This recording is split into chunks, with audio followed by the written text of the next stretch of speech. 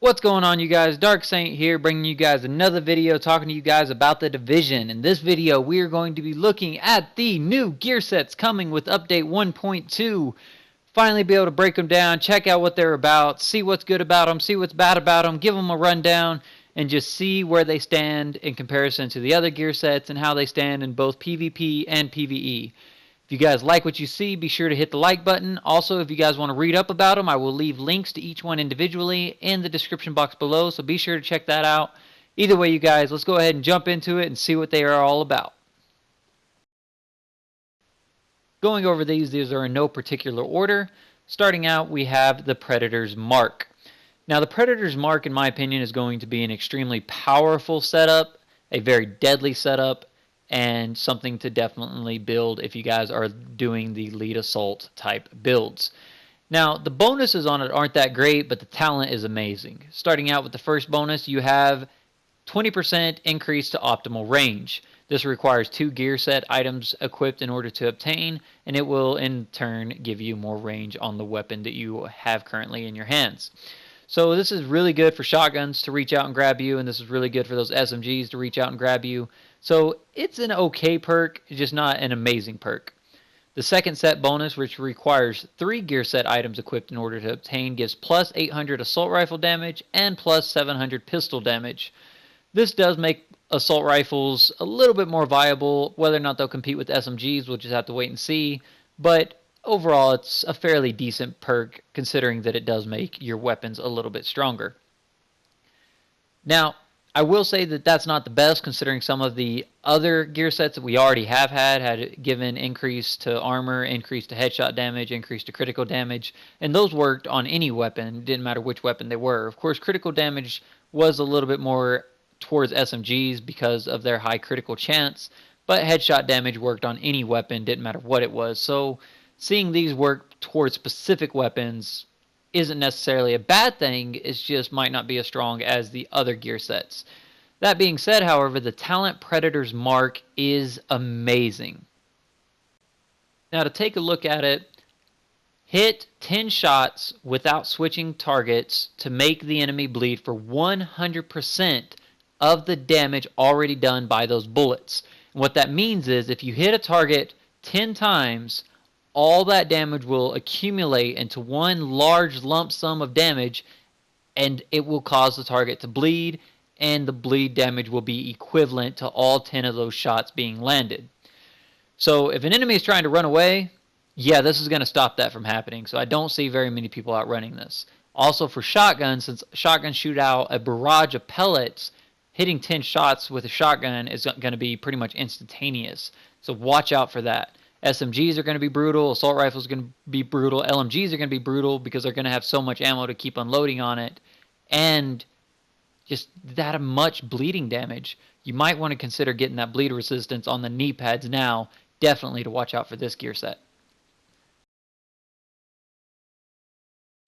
The next gear set we're going to look at is going to be the Final Measure.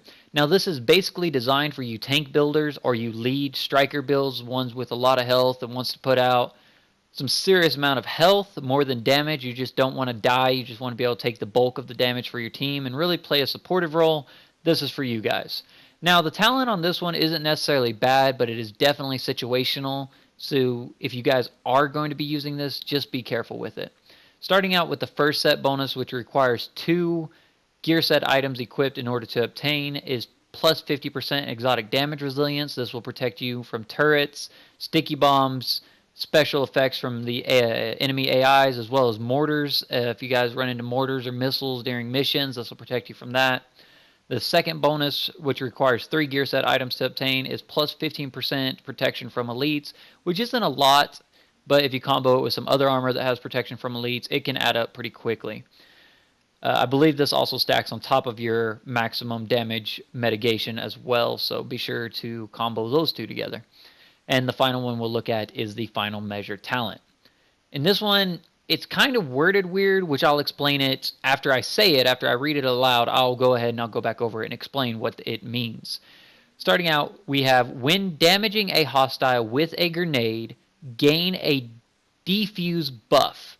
When in range of a hostile grenade, the buff is consumed and defuses the grenade that was thrown, as well as gives you a new grenade. Now, what this means is you throw a grenade, doesn't matter what kind it is, and it damages an enemy, then you should get a buff called Defuse. And what this buff does is anytime you get caught up in a grenade, you should deactivate the grenade, or in other words, defuse the grenade, meaning it shouldn't go off. This should work against flame grenades, shot grenades, any regular grenades. However, it doesn't explain what grenade you will consume or you will obtain. Say, for example, someone throws a shot grenade at you and you defuse it. Will you get a shot grenade, or will you simply get a regular grenade? I would hope that it would give you the shot grenade that was thrown, but it doesn't really explain this. However, a benefit to this, and this is something they covered in the stream, is it also consumes the mortar. So let's say you guys are doing Falcon Lost or anything like that, and a big mortar is coming for your team, and you happen to have this buff, you can actually run into the mortar, and it will actually defuse the mortar itself, meaning that you guys can have a little bit more room to run around and be able to survive the mortars without having to worry about that. That's a pretty big benefit to those of you guys that are running Falcon Lost, and this would be a pretty sweet perk to run. Now, as for whether or not it'd be decent in PvP, I really doubt it, just because it would be hard to hit somebody with a grenade consistently. I know most people don't tend to watch out for grenades, but at the same time, more often than not, you're probably going to get hit with the sticky bomb. And maybe it diffuses sticky bombs, but it doesn't really say whether or not it does. If it does, it'll be extremely beneficial. However, for the most part, I could see people running the exotic damage resilience. You combo that with the last gear set we talked about, giving you an increase to damage plus an increase to exotic damage resilience, you would survive most things in the Dark Zone. I could see that being a very, very popular build going into the future. The next gear set we're going to take a look at is the Lone Star. Now this one is the one I'm really, really looking forward to, because I'm a big fan of shotguns. Now, I'm not saying that I want shotguns to reign supreme like they do in almost every other shooter. I would like to see them get a little bit of a buff, though, especially at close quarters. You know, at least be able to challenge up against some SMGs. And the reason I say that is because you already have the first wave M1A, the SOCOM M1A, the custom M44, and a lot of these snipers that are able to one-shot kill people, but you don't have a shotgun that can successfully do it against some, in-game other players, even with, a maximum headshot. With this one, this is what I'm really looking forward to really push my shotguns, especially them M870 shotguns that have a really slow reload time. This is the gear set that I would be running in order to build a seriously powerful, heavy-hitting, slow reloading shotgun to where you really don't have to worry about it so much. This also works well with the Super 90. I don't recommend this for any shotgun that has a magazine, as reloading those really isn't that big of a deal. But for those of you guys that do have to reload one shell at a time, or maybe, it's a sniper with one shell at a time, this is great for that. It also helps with LMGs or other weapons that have slow reload times. Now, going over this, the first bonus we have is 100% ammo capacity increase. Now, if you already comboed that with the backpack and the chest armor ammo increase, that basically gives you 300+% ammo capacity. It's pretty insane. That's a pretty large chunk of ammo. So you really don't have to worry about consuming too much. The next bonus gives plus 1,000 LMG damage as well as plus 1,000 shotgun damage. So this will really make both LMGs and shotguns a little bit stronger. And this might be the way that they buff them without actually buffing them. Unfortunately, it does revolve around a gear set, and I don't really agree with that. Even if there's no gear set that benefits an SMG directly, I don't like the idea of something externally buffing them. I would just prefer the weapons themselves to be increased and just have some extra bonuses on these that work on all the weapons. I don't like situational gear sets. I really don't. Because this really kind of pushes you towards more LMG and more shotgun usage, which I'm okay with, but I would prefer it to be a talent that benefits you towards it rather than just increasing your straight up damage. To me, that's just a lazy way of doing it, in my opinion.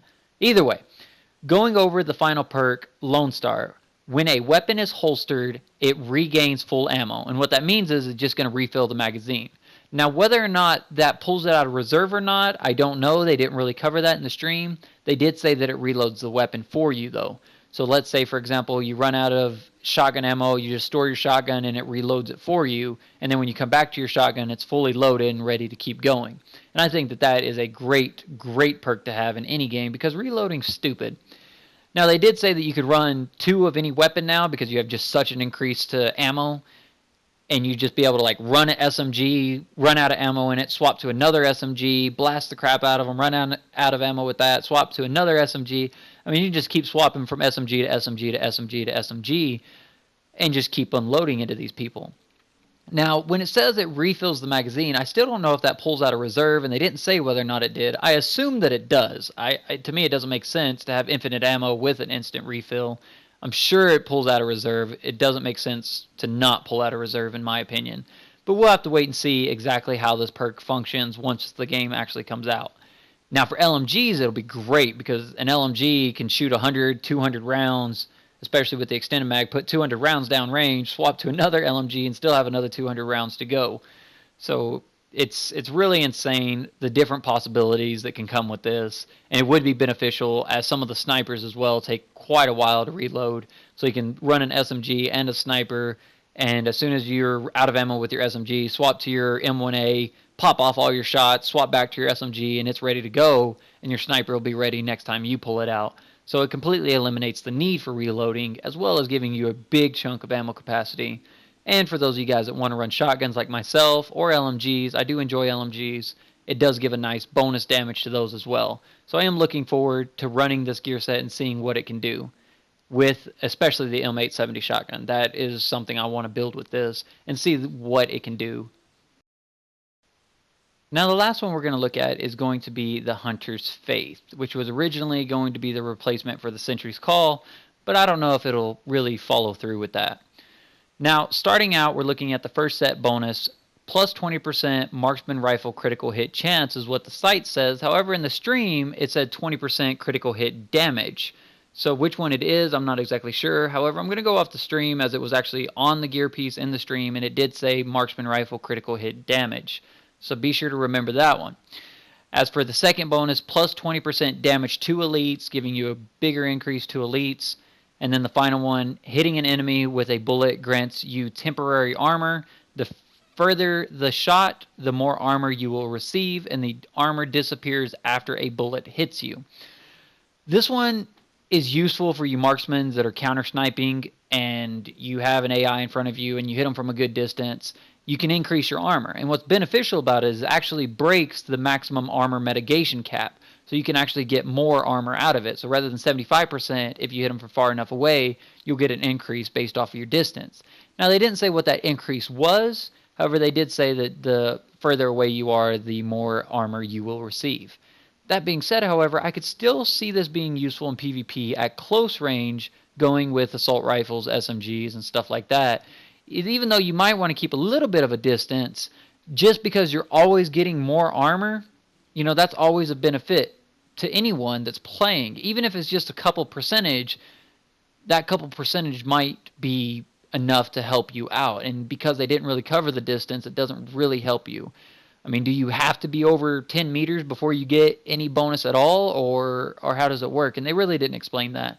But in my opinion, I could see 2 SMG players fighting it out, and every time they're trading bullets, one of them is going to keep getting armor back, and even though he's losing it because he's getting shot, he still has that armor while he's being hit because he's returning fire. Whereas the other player is not going to have that increase to armor. Even if they're both at maximum armor mitigation, one of them is still going to be excelling over maximum armor mitigation, and therefore possibly winning more of the fights.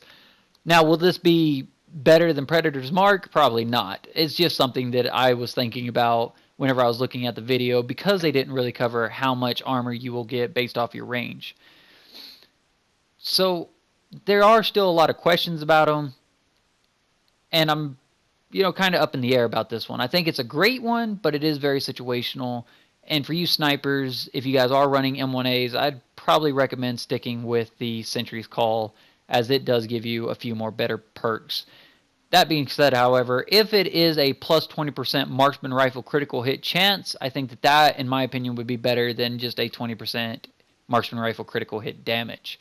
I think that the 20% chance would be a lot better, considering you can get damage on the magazine, on the muzzle, on some of the talents on your armor and stuff like that to give you that critical hit damage. So I would prefer to see a 20% increase to critical hit chance, which would be a pretty good chunk, and I would prefer that in my opinion. Either way, you guys, that wraps up all the new gear set. I hope you guys enjoyed this video. I hope you guys found it informative. If you did, please hit that subscribe button. Be sure to like the video. I do try hard to bring you guys the latest news as soon as it drops, and I will continue to do so, pushing into Update 1.2. If you guys don't know, the patch notes for Update 1.2 drop Monday, and I'll have a video covering all of that. So look forward to that.